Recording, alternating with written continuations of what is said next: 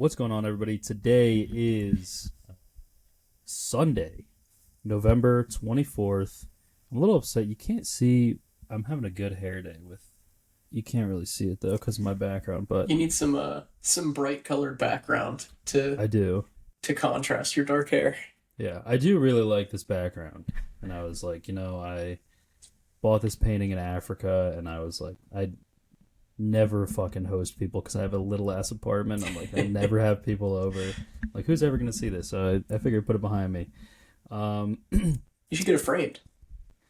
yeah, my friends that I went with, they got theirs framed, but and then I went to visit them, and it's right in the living room, and I was like, you know what? Framed in the living room. That's a good idea for that. Not just fucking nailed to the wall. Tacked to the wall. um, but yeah, this is a big week. We almost got the Genevieve boot. I I'm really struggling with figuring out if I think this was the right decision or not, because on one hand, for as much pull as it seems like Gabe has in the game, I do think Genevieve was the bigger threat, and this is kind of her perfect opportunity to slink back into maybe not being a huge target. I think that when your name first gets brought up, like I always say, it's hard to get your name out of people's mouths, but I think the like surviving the second boot and the third boot after like that threat level's raised, it gets exponentially easier once you survive that first one. So they let her get her foot in the door. She made it through. On the other hand, I do get it that you don't want four blues at the final eight. I think Kyle is not really tied to that group, so I didn't 100% agree with that logic. But it did seem like him and Gabe were super tight. So maybe Gabe could have kept him in, but I think they both kind of had the mentality that they were going to try to get each other out at some point. So I guess I probably lean towards maybe Genevieve would have been the right move for most of the people left in the game. But either way, it's Gabriel. Yeah, I mean from an omniscient perspective. Also, sorry to everybody because I'm sick still a little bit, and Oh, I just muted to sniffle. I'm sure you can hear it in the timbre of my voice. Is that a correct way to say that? I don't know. I just Um, learned something if it is. uh, but from an omniscient perspective, I think Genevieve is the right move because we have seen her as the winner for a long time. Hmm. So obviously, we think it would be the right move to take her out of the game. Gabe, we've never really had pegged as like a winner. He is someone who seems way more respected on the island than by the viewer. And that is probably because of the way he went out, I would imagine. Hmm. Just at final nine, or yeah, at final nine, getting almost all the votes. So I get it. I mean, I get why they wanted to vote him out. From like you were saying, you don't want as much as we're past the tribe individual tribe dynamics. Um I think that that's something that remains in people's heads no matter how hard you try to get rid of that line of thinking. So you're right. I'm sure they didn't want to have for half of the remaining people be from one tribe at the final eight. I get that, and um, I think that I don't know. I'm starting to worry for Genevieve as well in the sense that it's not just like one group of people that are coming after her. It's like someone from every alliance wants Hmm. to target her. Like Teeny is upset with her now. Rachel wants to get her out. Uh, Obviously the Blues wanted to get her out because they didn't want Gabe to go home. So like you have people coming at her from every angle. It's a lot easier if your threat level's raised by like one majority alliance or a group of people who are working together. I think it's different to look at it and from this perspective and say, there's someone from who from all sides. Like it's not just like, oh, this would benefit this group of people's game to get her out. It benefits everyone's game because everyone wants her out essentially. Or there's some, and they didn't pull the trigger today, and we'll see moving forward if she can wiggle her way back into the shadows, but I'm not so sure. Yeah, I don't really know the path because I think on one hand, like Sue is not going to want to work with her. I think Caroline is maybe her lifeline Hmm. because Sue's definitely not going to want to work with her after Gabe. I don't know what the fuck Sue does. This is what we were talking about, where if she loses one ally, her game's done because she just had two. Well, I think Sue might be next, to be honest, Okay, interesting. which is maybe a little bit of a hot take, but I think this is purely based on nonsense. I think she might be next. I just think that her losing Gabe in the fashion that she lost Gabe, in that only her and Gabe voted for other people, I think she's just gonna fly off the handle, to be honest, and everyone is gonna be like, "We cannot have her She around is anymore." fiery for sure. When Like we she's got gonna be that string of confessionals with her talking about Kyle, she's decently emotional. decently, yeah. And everyone took out her number one ally without telling her. Obviously, why would you tell her? But uh, I think she's just gonna go a little crazy, and no one's gonna want to deal with it. So I have her pegged as like my shot in the dark, no pun intended. Oh, My shot in the dark pick for next week. you're the only guy who has one. It sounds like. Yeah, I'm using it. But yeah, I think Genevieve, like, what is her safe haven? Because I think Caroline's a person that, she's always open to options.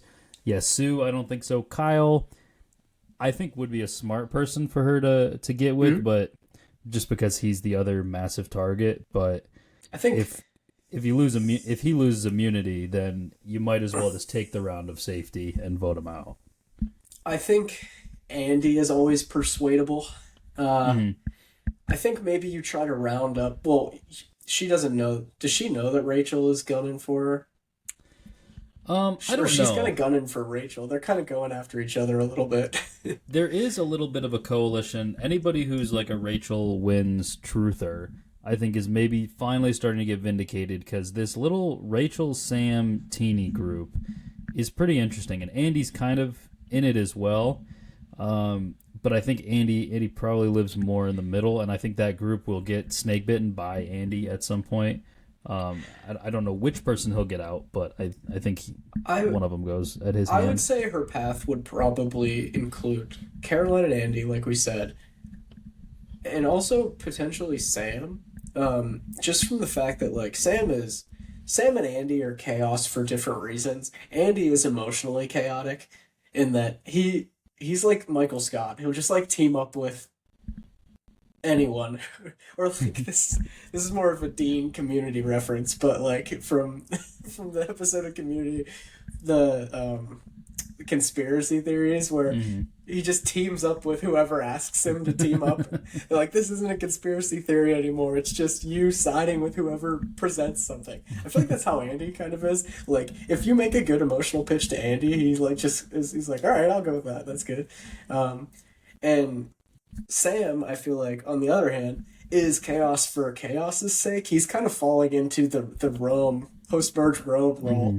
where he's like, I'm fucked, so like I might as well like just muddy the waters as much as I possibly can, so that maybe I can, before the dust settles, get back under those under that mud, so no one sees me. Essentially, Yeah, I don't think Sam is a very interesting character at this point in the game. He has a ton of confessionals. The show is still being told largely through his perspective.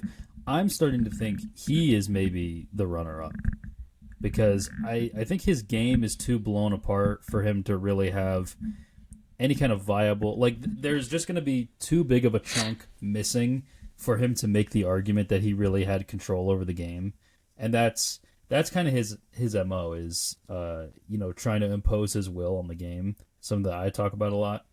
And I just think that I think a perfect summation of his game was when he was talking about getting Rachel and Teeny and like maybe Andy together, and he had this confessional where he was saying that he thinks that they are starting to trust him and that they shouldn't because he'll probably stab him in the back. He's or like actually he'll definitely stab him in the back or whatever. Like Um, I just think that Sam is like he got decimated at the Sierra vote. I will give him credit. He was sitting in the high castle when he had Sierra in the game. When she left, I feel like he keeps trying to get like a quick win to get back into the power position, and it's like so he'll like put something together. So like he's put this alliance together, and he's like, all right, now if this works, I'm back in the power seat. And he doesn't even give it a chance to see if it works. He's just like, actually, this works. I'm good again. Like I'm running this shit again. And I think he's a little too big for his britches. Like I think he's probably a guy who thinks he's smarter than he actually is. And like I don't he does not have Rachel. I think he definitely thinks he has Rachel. She does not trust him at all. I think he thinks Andy's back to being his little brother. Meanwhile, Andy's running circles around him. Big time. And I think Teeny is just she's lost after, her game got rocked last vote and she's trying to find her footing. So yeah, she's saying yes to everything pretty much. So I don't think he really has a leg to stand on. I think it's going to be hilarious again when, like, say Andy flips on them to probably knock out Rachel, and Sam is left again being just like, how many times can Andy dominate him in this game before he realizes that Andy's better at the game than him? That's what I'm on watch for that one. Sam is someone who is not content being anywhere except first or last. That's true. He wants to be first always, obviously, and he will tell you about how good he is at being in first place while he's in first place.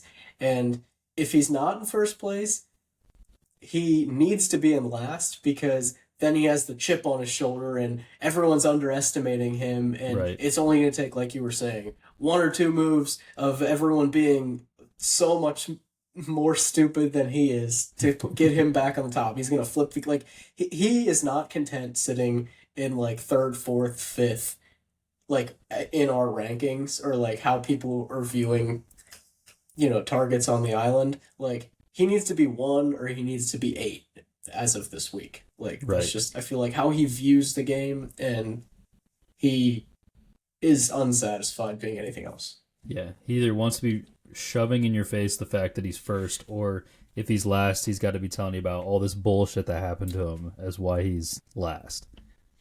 And also that, like, he just, like, he needs the motivation, right? Like, I feel like he's someone who, like, I feel like he very often would self-sabotage to put himself in a worse position to get the motivation to put himself back at first overall. You know what I mean? Yeah. Yeah, I think an interesting person we did touch on in this is Teeny.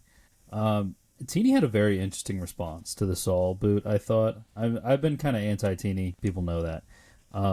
But I really did not understand at all where she came from with Genevieve at the beginning, because they sat down at the beach, or in the shelter after they came back, and Genevieve was like, she did with the standard thing we hear every time when somebody betrays their ally. They're like, hey, we can talk if you want.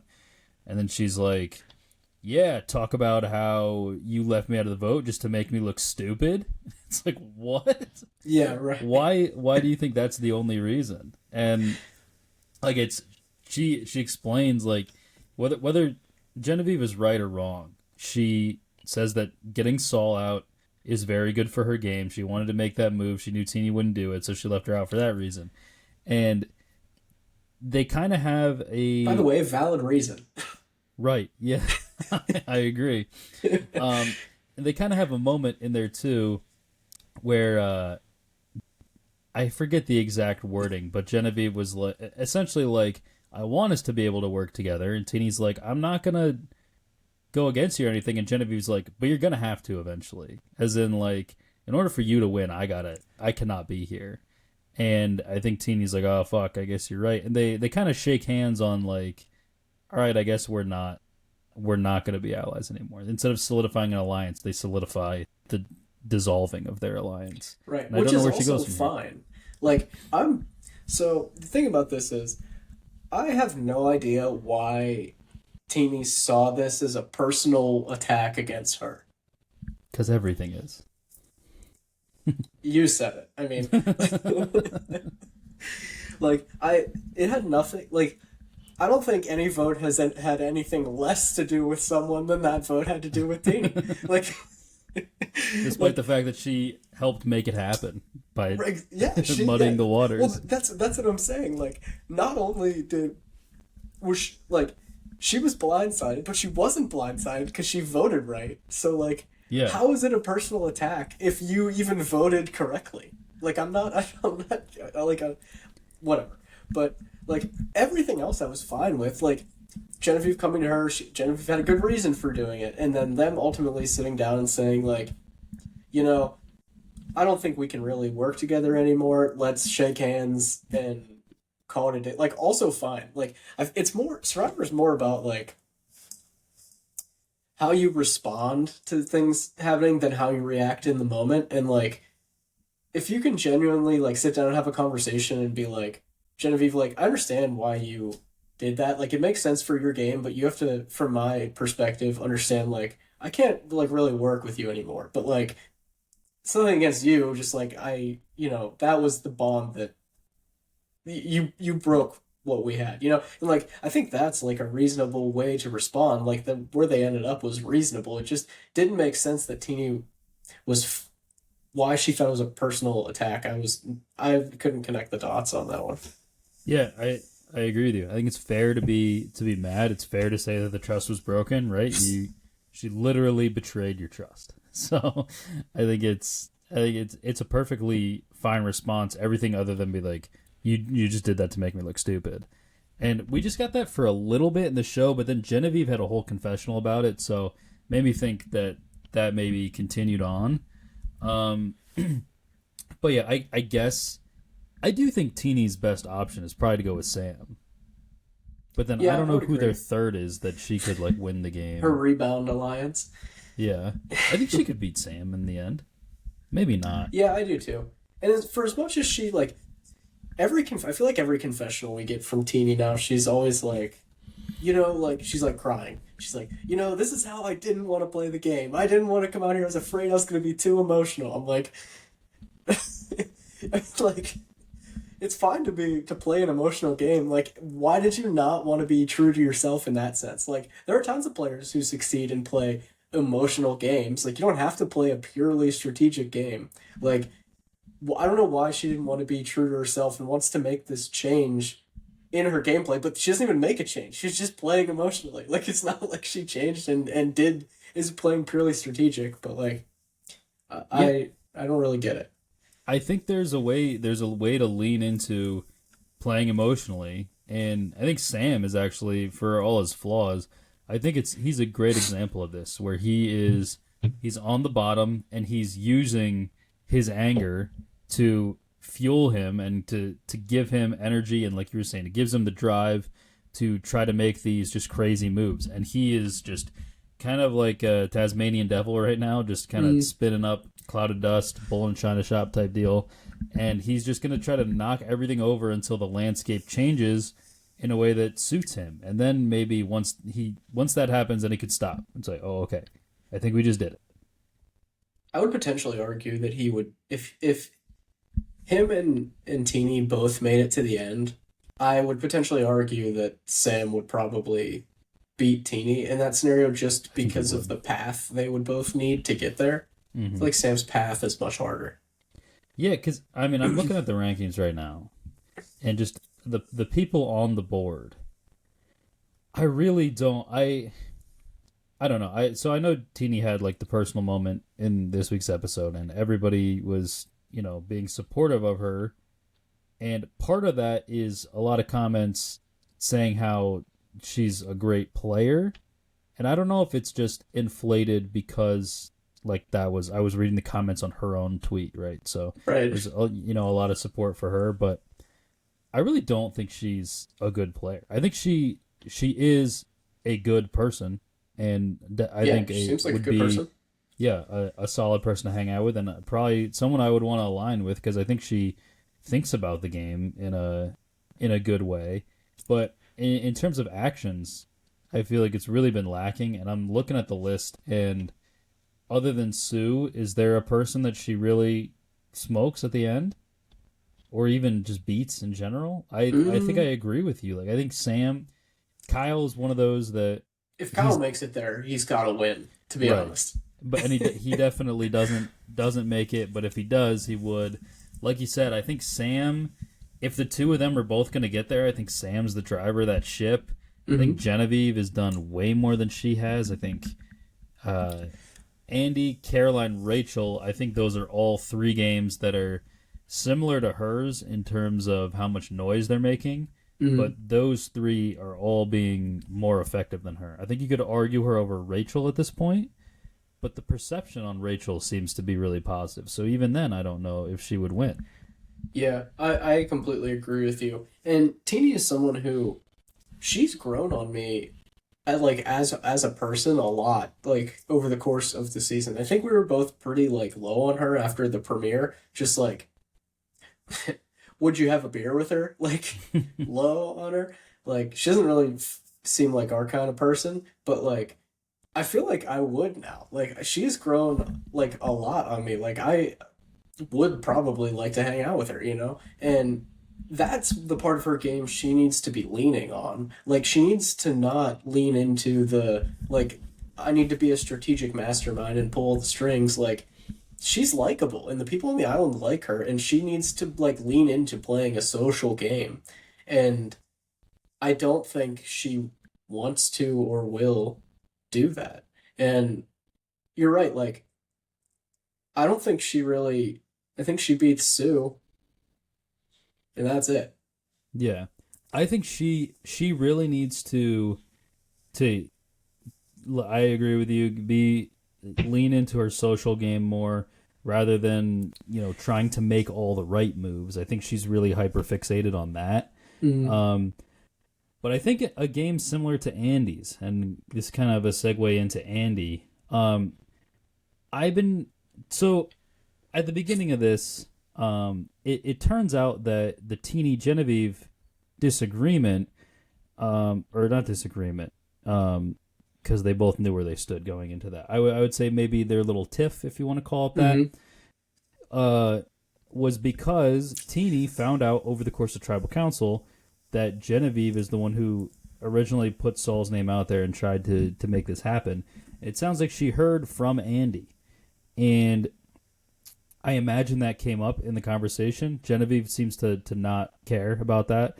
Mm-hmm. Um, Andy is doing this very interesting thing where everyone seems to like him enough to like sit down and be like, we should work together, Andy.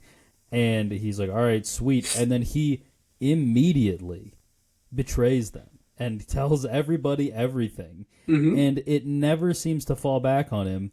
And I think the perfect encapsulation of his game was uh, when Gabe got voted out and he gives all the Blues a hug and he hugs Caroline. He says something along the lines of like, "You got a little snake in you, huh?" And gets his torch, leaves. And Andy, like everybody, it's like the serious moment. Like somebody just went home, and he just like leans over. He's like, "Did he call you a snake?" And like giggles about it, and like he's just like seems. It's kind of like when Saul earlier said that, he's a really smart guy. But he's been trying really hard to make himself just seem like a guy who doesn't have a ton going on upstairs, and he's more of just like a joker and that kind of thing. I think Mm-hmm. Andy is perfectly executing that strategy that Saul kind of broke down. He's just like he seems like just a goofball, but people are trusting him with vital information, and he's giving away that vital information, and no one cares. If Andy can, here, this is going to be a hot take, so prep yourself. If Andy continues on this path, like continues playing the same game, this I think he wins in a landslide. First of all, if he makes it to the end and continues playing this game, I don't think there are two people. I think he would beat if he sat next to Genevieve and Caroline. I think he would beat them. Yeah. Mm. I think Genevieve could maybe beat him. Potentially. However, if he continues to play this game, I would make an argument that he's potentially a top 15 winner of all time. I would have to think about it more, but I yeah, think I that mean, I think that keep going. the reason why I say that is exactly how you described him for the past 30 seconds or minute, whatever you were just talking about him.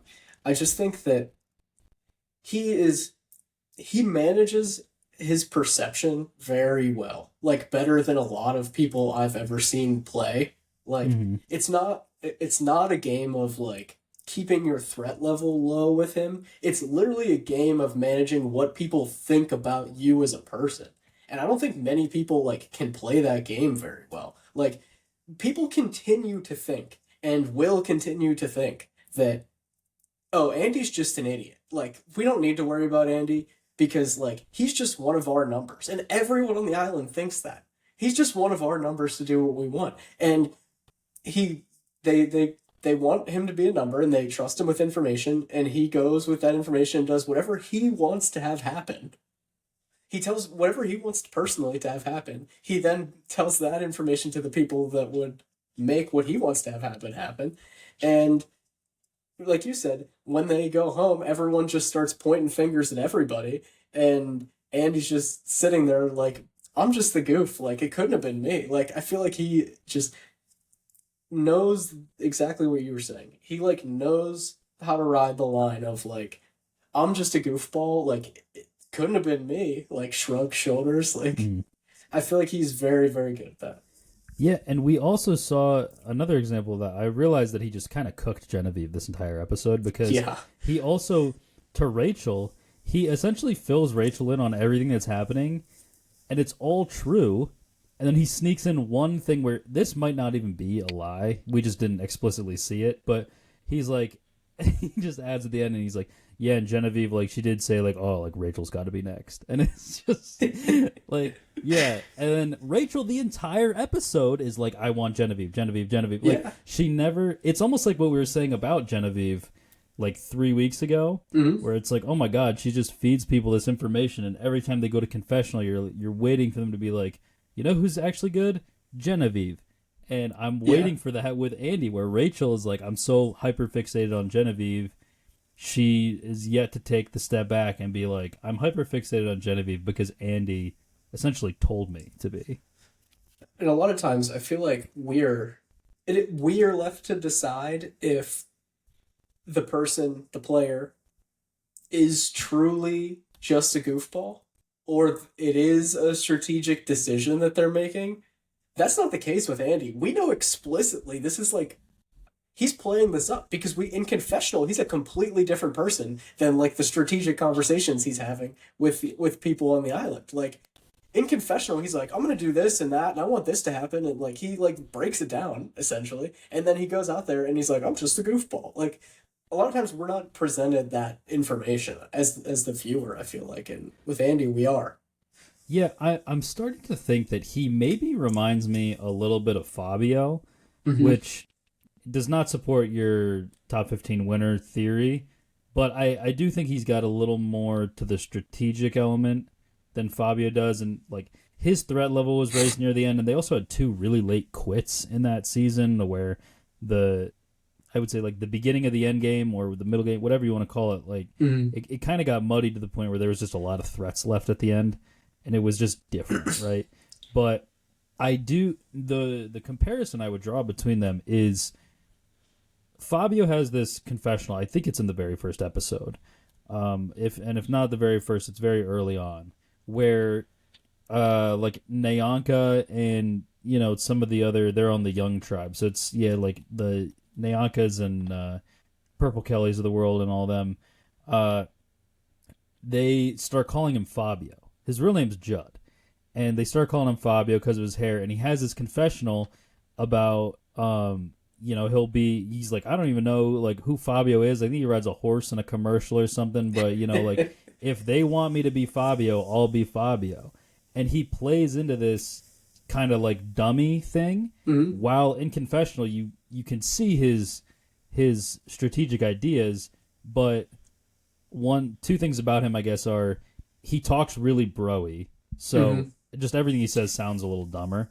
Yeah. But also, what he and Andy share is they both genuinely have a little bit of dummy in them. Like Andy, when he walked right past that scroll for like the auction, like his game is littered with shit like that, or like the like humping the stick, and like there's just goofy, like he genuinely does goofy stuff when he's not trying to be goofy. Right. But the genius of it is realizing that like it's just kind of how I am, and it's how people are seeing me, and let me use it to my advantage. I think a lot of people who are just silly like that, they don't have the gear to then utilize that to their advantage. It is capitalizing on it, and was Saul's downfall. Was he's not a goof, right? Like, he was trying to be something he wasn't, and like that is very easy to see through. It's much harder to see through when someone is genuinely acting how they act and just playing that up like 10 or 15%, which is what I think Andy is doing. I mean, has he been like out strategized at all this season? Could you point to a time where he's been like completely I really don't lost? think so. I don't think so. I think the answer is no. Even back to that first episode on the Yellow Tribe, like pretty much what his first, what he wanted to have happen was not to go home, which he did succeed in doing, but like he solidifies this relationship with Sam. They get Annika out. He like then manipulates Sam and Sierra, not to get to the merge, I would say, like convincing them to keep him. And then post merge, he does fully manipulate them by getting Sierra out. And after that, like he just has his fingers in all these votes and all these pies and all these votes. And I feel like he is like truly like not pulling the strings, but maybe tying them together to make sure that what he wants to have happen happens. I genuinely don't think I would argue he's been outplayed. I don't think he's been outwitted. No, I don't think so either. And so I've got a couple like family members that watch the show, and I feel like after every single episode they'll say to me either like, oh, when is Andy gonna go? He's such an idiot. Or like, geez, I thought Andy was so dumb and now he's like maybe kind of good. And I'm like, I don't know. I think if you've been watching the whole time, pretty much since episode like 3, maybe, he has had these confessionals where you're like, essentially my read on him was, man, if he didn't blow up in episode 1, I'd think he was really good. Right, yeah. And so that like always, it seems like it's sticking in people's brains because that's that first impression. But maybe that's the new strategy, is to decrease your threat level, have a very public blow up after the first challenge. Yeah. And have everyone think that you're a moron. He has he has improved upon the Emily method, where Emily then... He's better than Emily. I agree. But Emily blew up in a way that like raised her threat level. Andy blows up in a way that decreased his threat level. Right. which is a weird like duality, but I think that is the case. Yeah, the most sketchy thing that he did was like, I was gonna, like, he said John's my best friend in this game, and I was gonna go back to camp and try to throw John under the bus to them. It's like the one person, John, who would probably be the most upset with that, he went. Yeah. Everyone was like, John, that is a pretty good idea, Andy. Good job.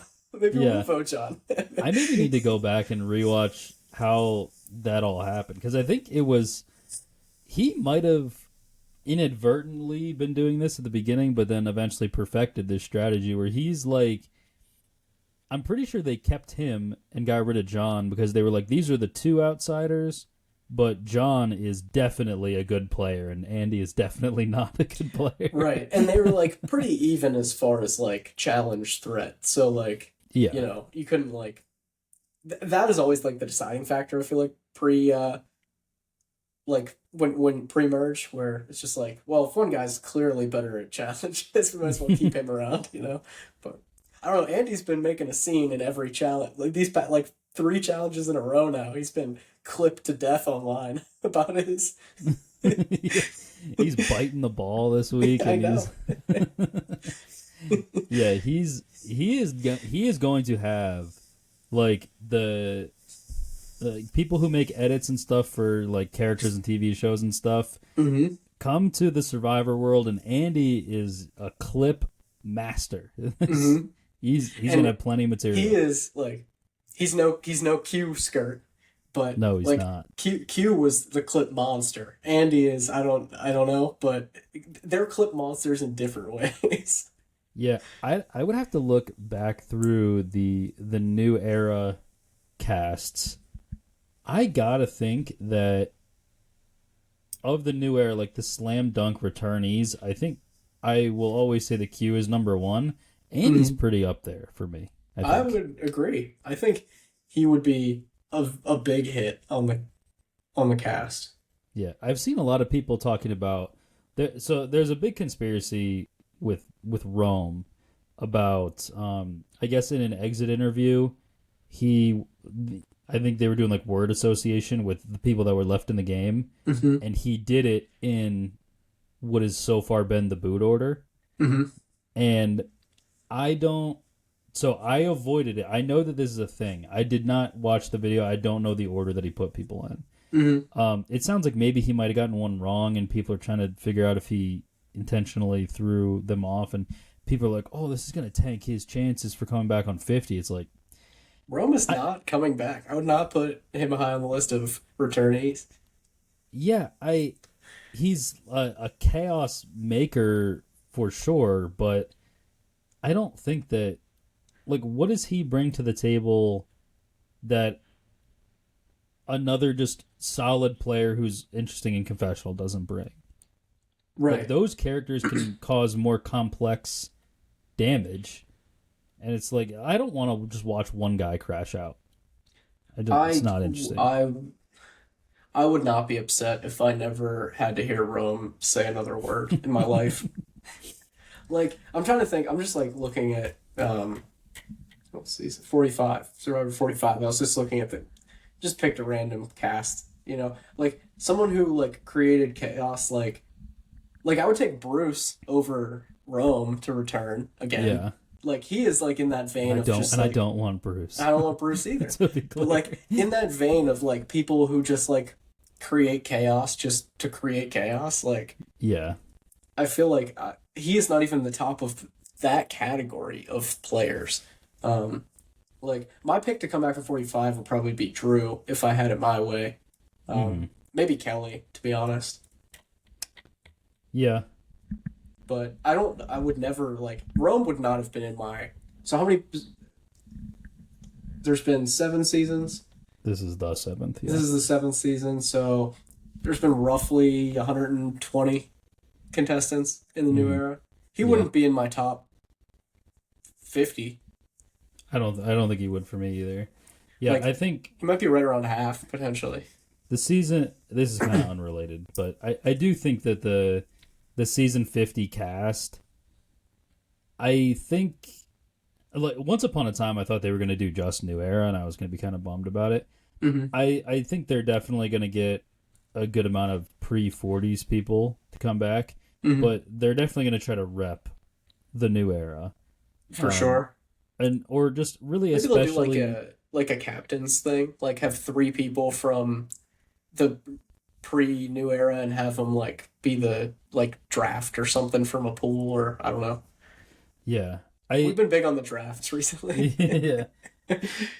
Yeah, I wouldn't hate that. I think that they're going to get a decent amount of people from the New Era. So for that, I think maybe Rome's a little more in play, but I think a good example is somebody like Cody, right? Like, would you rather Cody or Rome? Where Rome probably did more in terms of like what he brought to the show, but Cody was also interesting and he was a little wacky, and he also was a good enough player that he did a lot of stuff intentionally and was able to inject some chaos and some just like good play.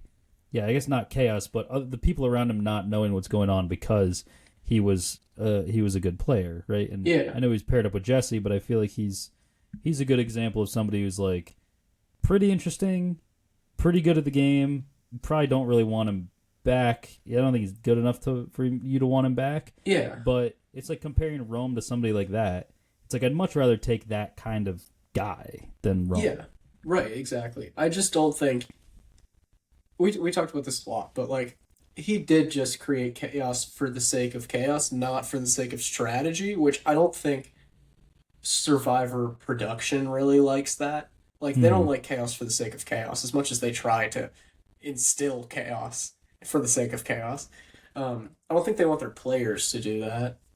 I think they want them to have an end goal in mind and, work towards something. That's much easier to tell a narrative that way, which is what they're doing, than to try to tell a narrative from a bunch of players who make decisions for no apparent reason or to yeah, just be evil or cause chaos. You know what I mean? Like, it's easier to tell a story, I guess. yeah.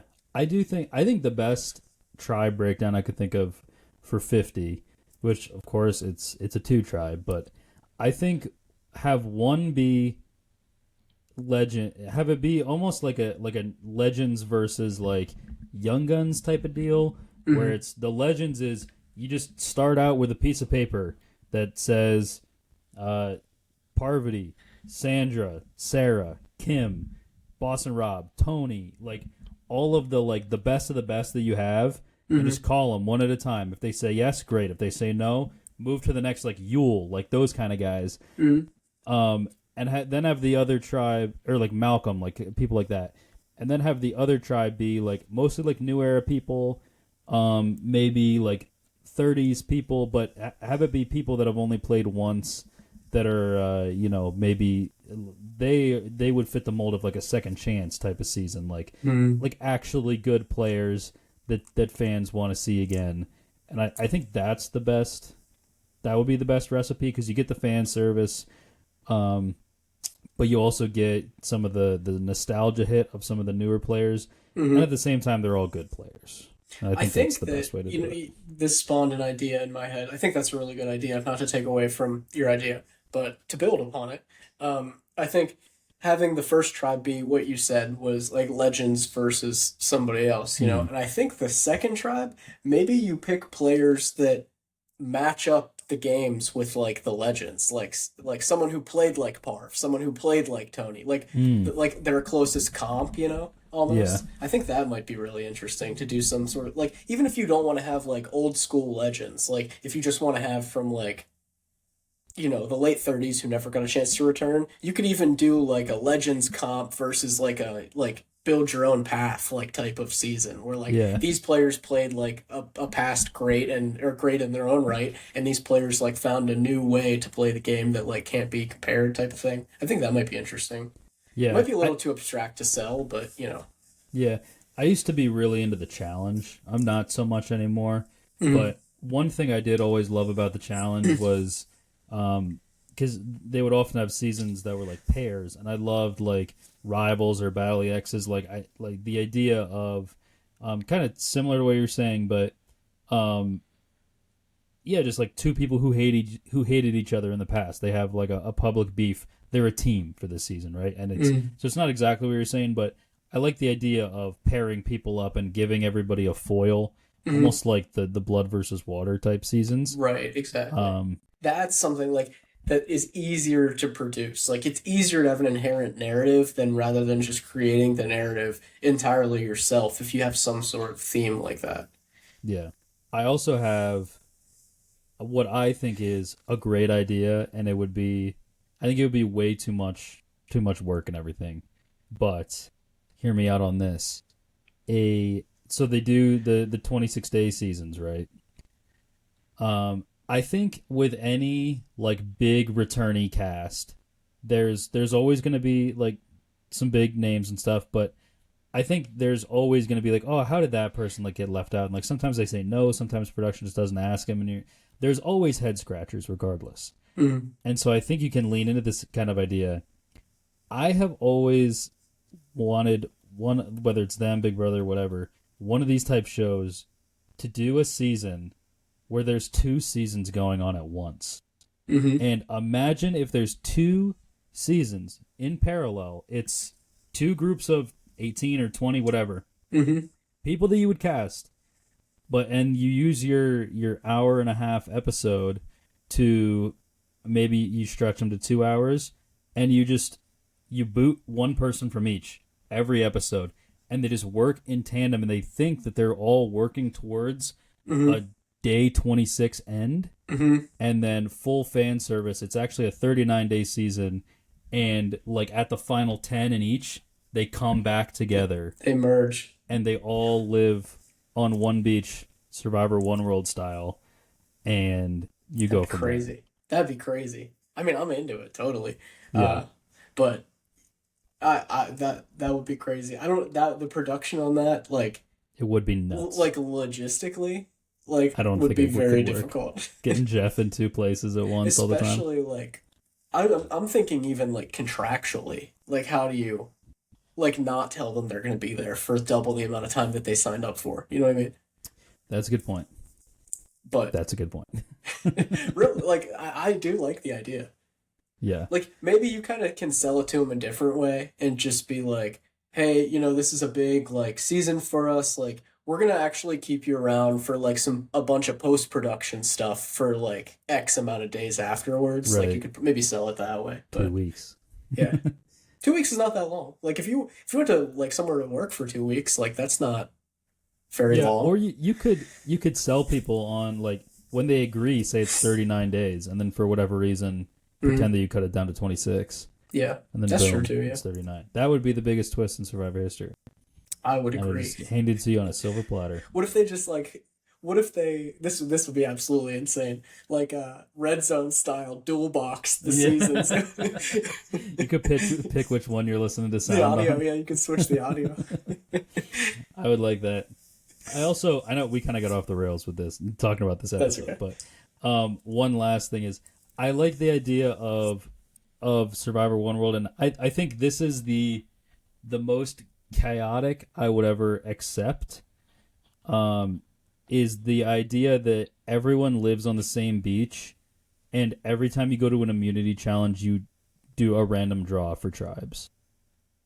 So That'd be crazy too. so you're trying to maintain relationships with everybody because everybody's on the same beach, so you have the same opportunity to have conversations with everyone, right? But then you're going to tribal council with a different group of like 6 or 7 or people or whatever every week, and then you could say like, hey, 2 tribes is too many, or too many people at once, or 3 tribes is not enough. You can mix it around, right? Right. And that's a brainchild of mine that I wish they would do. But We need to sit in the production meetings here. yeah. Us out of everyone. All right, but to circle back, because I mean I think Andy and like Andy, the way he's coming on, and Genevieve, the way that she's fading to kind of, you mentioned that we think she's going to be a winner. I think, or we've been saying that. I think now I'm waiting for her to get voted out. I think would she's agree. switched to being a vote out, Yeah. and I'm now seeing this path of a Caroline or Rachel or an Andy win. I think where everybody seems to be on pretty level playing field right now. That's kind of how I'm viewing it as well. And I feel like the conversations we'd had in the past were, okay, it's probably going to be Genevieve or Caroline. Which one takes out the other one as like the final boss type? And it's looking more like Genevieve is the final boss than the winner at this point. I would agree exactly with your take. It's probably Andy, Caroline, or Rachel at this point. I'm pretty down on Rachel. I just don't think she like has good reads very often, and I don't think she makes what she wants to have happen like ever. Yeah. To be quite honest, It's really perception. I think everyone seems to think that she knows what's up and is a good player, but I would agree with you. She makes a lot of mistakes. I had her 4th, and I wanted to put her at like 6th or 7th, but couldn't justify it just because I don't think anything she has good reads sometimes, but like she never has. She'll like want to do something and she can never execute it. Half the time she has bad reads, like just outright like not right. So I just like am pretty down on her, but I do agree with you in the fact that like I see the path for her to win for sure. Yeah. But She like has I the don't idol think she too, does. which Yeah. is could be a big thing in front of the jury. Sue has an Uh, idol, right, too. yeah. That was the thing I wanted to say about Sue earlier is uh when Saul went home and everything seemed so chaotic Mm-hmm. and I was like, "Oh man, I feel like if I was Sue in this crazy of a tribal council, I would be playing that idol either for myself or because I think wasn't or no, Gabe had immunity. Oh, she was the other name, yeah. Her name's being thrown out there. I think she absolutely should have played it there, Mm-hmm. and she didn't. I was like, man, Sue, fucking ice in her veins, like nerves of steel. And then this week comes around, and it's very obviously like Gabe even has the confessional where he says, "If I survive tonight, I think I'm winning the game." Yeah. And if from Sue's perspective, the thought is probably if all four Blues survive the night, she probably makes it to the end. Yeah.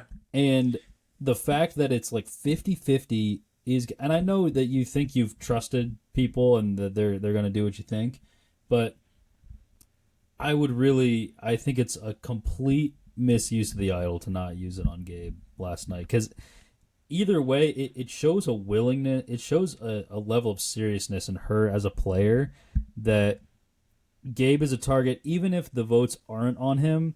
She will have taken a big swing to protect her shield, Mm-hmm. who, and I think it diminishes his game because he owes being in the game to her at that point. And I just think that you would have to take her more seriously as a strategist because right now, I think she plays a good social game within her alliance. I think like the people that she's with really trust her. Outside of her alliance, I don't think she's very good. Physically, she's fine, but like she's not going to win challenges to the point where like being a physical threat is a big deal. And strategically, I think she's a complete zero. I haven't seen her do anything other than have an ally come to her with a plan and she say, "Okay, I'm going to trust you." And so I really don't think that she has much going for her, and she would have needed a move like that. And now with Gabe gone, I think she's totally fried.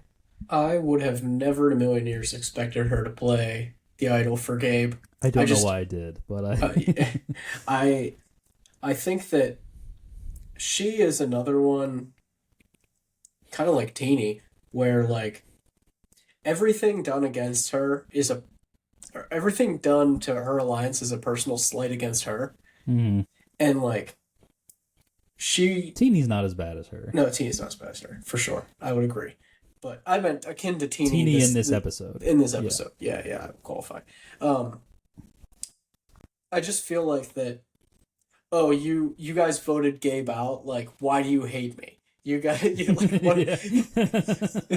Like, she would never want to save Gabe or do it, or she would do everything in her power to save Gabe except compromise her own game. Like, she's very much like, I'm gonna always do what's best for me, except that when everyone else does something that negatively affects me, it's against me personally and not against the actual person they were targeting. Like, anytime someone throws her name out there or anytime someone votes for her, like obviously she's gonna gun for them. But like anyone who wants to vote Gabe out, like that's also attacking her game. Like that's not attacking Gabe, that's attacking her game. That's how she views it, I think. So like I don't necessarily think she would ever play an idol for someone else. She doesn't I don't have her pegged as one of those types of people that would. Yeah, that's one last thing that I wanted to talk about is we didn't really mention Caroline this week.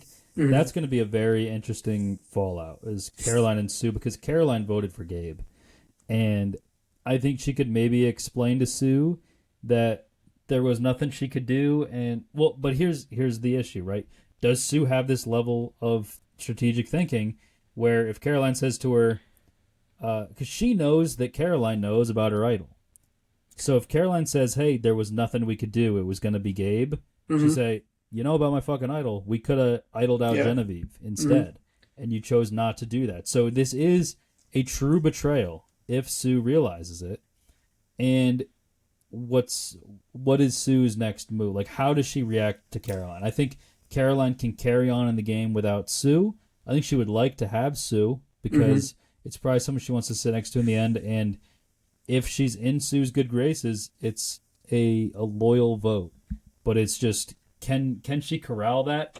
I do think Caroline has the perfect temperament to maybe actually be able to bring Sue back in. Yeah, I think Sue is going to be a lot more focused on whose plan this was and who brought Gabe's name up than like why did Caroline vote with And them? Like you know who did it? It was Kyle at the reward challenge. it was Kyle at the reward challenge. She doesn't like Kyle anyway.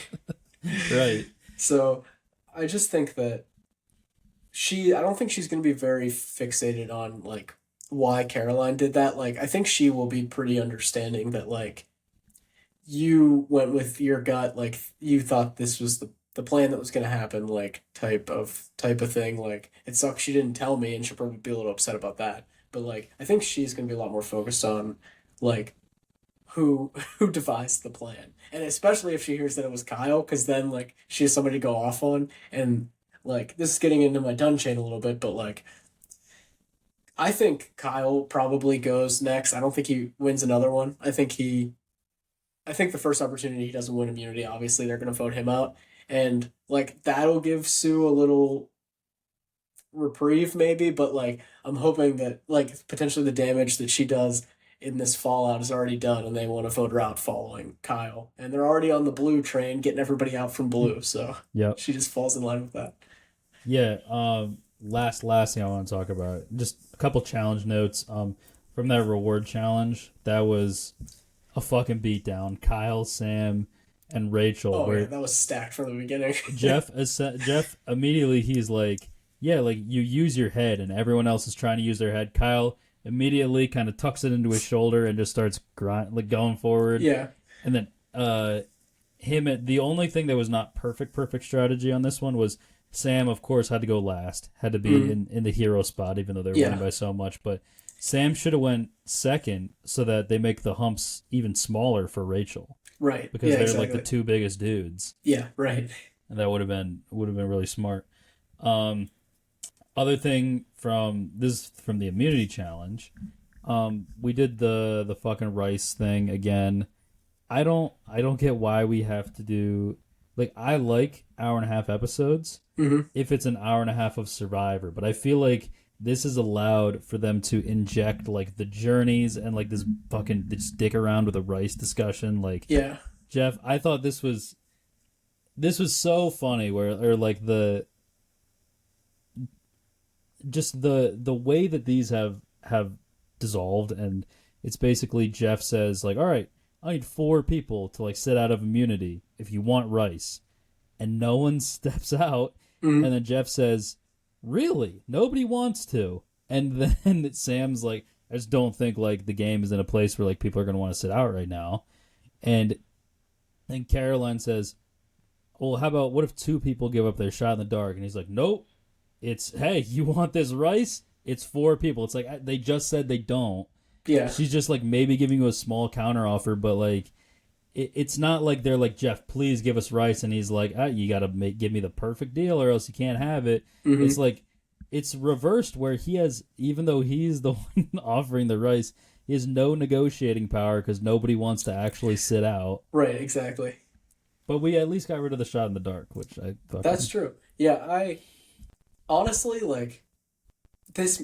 We always say like never give up anything for food. Like that's so stupid. Like you're there to win $1 million. You're not there to be comfortable or to eat. Like I'm not like you giving up your shot of immunity does not further your chances to win $1 million. Therefore, why would you do that? Type of thing. Like if then type of logic there. However, like everyone giving up their shot in the dark, I would argue does benefit probably everyone, to be honest. Right. So like not only I think Jeff got fucking pulled the wool pulled over his eyes here. Like he let them give up something that they injected into the game to cause more chaos. So like they, as the players, got rid of something that causes chaos so they can better analyze the game for more food. Like, so like, I think he got destroyed in the trade there. Yeah, there's a great Key and Peele skit where it's Jordan Peele as Obama, and he's sitting down with the premises. He's sitting down with a bunch of like Republican congressmen, and he's like, yeah, like I want to hear like what the other side has to say, and like see if we can iron some stuff out.